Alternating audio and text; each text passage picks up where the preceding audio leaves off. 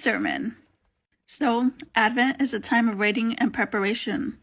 But what exactly are we waiting for? Well, the answer is easy: the Messiah. Okay, but which Messiah? Now you might be thinking, Jesus? Duh, Naomi, that's such an easy question. You might be saying, we're Christians, so duh, we're waiting for Jesus, and there's only one Jesus. But when you talk to Christians across the theological and political spectrum, it seems as if we each have our own little mini Jesus that we worship. And a lot of times, these Jesus seem to be completely unrelated to each other. Now, if you've been on my page before, or if you read my writing, or if you've heard me preach, you know that I take the historical and literary context of the Bible seriously. And you also know in general that I love theological diversity. I affirm that ever since Jesus walked the earth, there were debates about who he was among his followers. I love theological diversity within Christianity and think that some of our deep-rooted problems within Christianity as an institution could be solved if we were willing to recognize that not a single pastor, congregation, denomination, or sect has all the answers. And I love theological discussions. I think debates regarding the divinity and humanity of Jesus are illuminating and fascinating.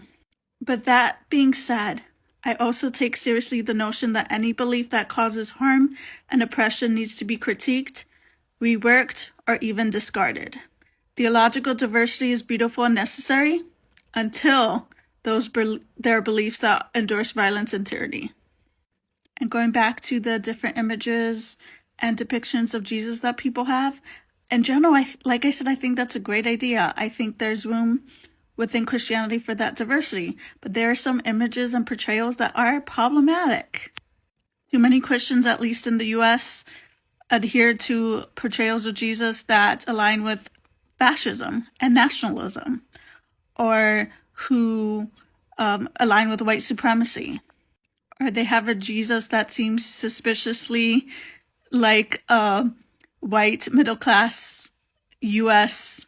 man and seems to endorse the status quo.